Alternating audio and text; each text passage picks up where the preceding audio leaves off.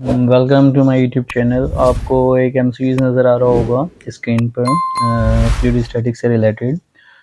यहाँ पर कहा गया है कि concrete slab weighs 150 newton when it is fully submerged under the sea, its apparent weight is 102 newton. Calculate the density of the sea water if the volume of the sea water displaced by the concrete slab is 4800 centimetre cube.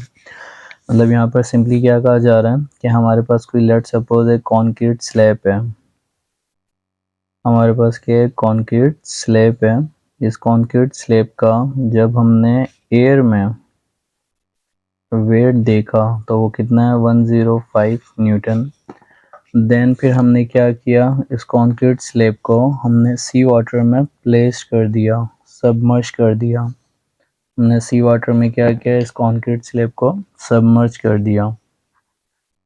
Let's suppose ये हमने इसको submerge कर दिया। और जब हम इसको submerge कर रहे हैं तो इसका जो वेट देखने को मिल रहा है वो कितना मिल रहा है, 102 न्यूटन।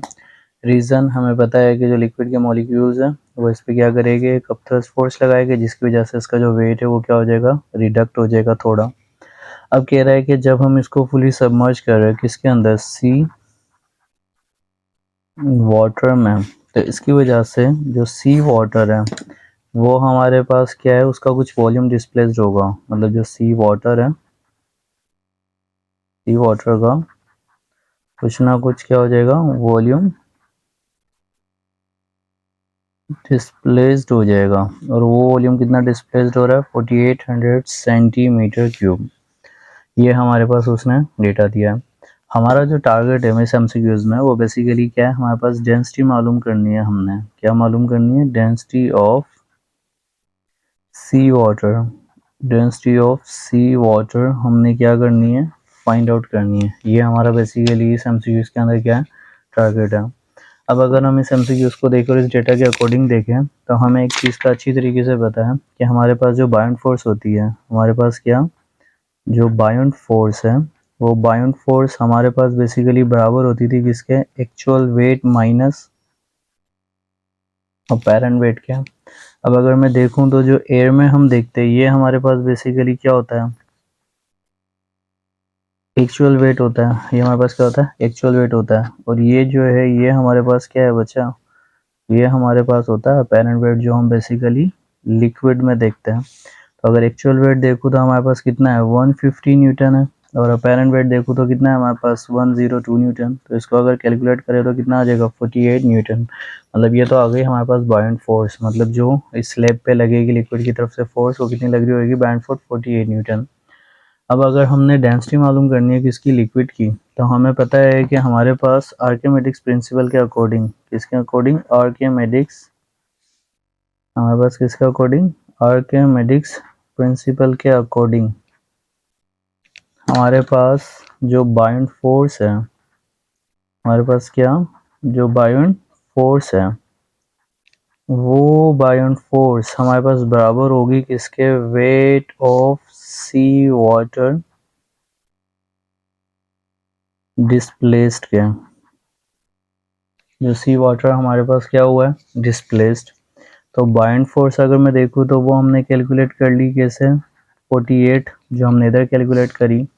अब अगर मैं वेट देखूँ तो हमारे पास ये क्या आ जाएगा, डेंसिटी ऑफ लिक्विड आ जाएगी, इनटू वॉल्यूम ऑफ लिक्विड आ जाएगा, इनटू क्या आ जाएगा हमारे पास, जी आ जाएगा। ये हमने फोर्स का फॉर्मूला पढ़ा था बायोंट फोर्स का, रो वी जी। अब अगर हम देखें तो हमारे पास डेंसिटी हमने मालूम करनी है लिक्विड की, वॉल्यूम हमारे पास उतना ही होगा जितना वॉल्यूम बेसिकली डिस्प्लेस्ड हुआ है। तो हमारे पास डिस्प्लेस्ड वॉल्यूम कितना है, 4800 सेंटीमीटर क्यूब। अब अगर मैं इसको कन्वर्ट करना चाहूँ किसके अंदर, मीटर क्यूब के अंदर, तो 1 सेंटीमीटर में कितना होता है हमारे पास, 10⁻⁻² मीटर होता है। तो अगर मैं कहूँगा कि बेसिकली 1 सेंटीमीटर क्यूब के अंदर बताओ, तो आप बोल दोगे 10⁻⁻6 मीटर क्यूब। ये आप लोगों को बेसिक कन्वर्जन आती होगी। तो हमारे पास इधर क्या आ जाएगा, ये आ जाएगा 4800 और इंटू आ जाएगा 10⁻⁻6।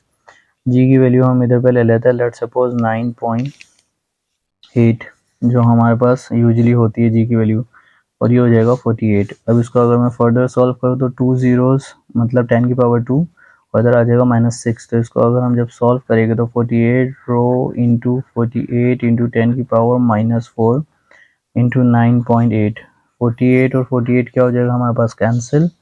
हमारे पास ये 10 की पावर -4 इधर मल्टीप्लाई उधर जाके डिवाइड हो जाएगा। तो रो इज इक्वल टू क्या हो जाएगा हमारे पास, रो हो जाएगा हमारे पास 1/10 की पावर -4 इंटू ये इधर पर आगे डिवाइड हो जाएगा 9.8 विच इज इक्वल टू 10 की पावर 4/9.8।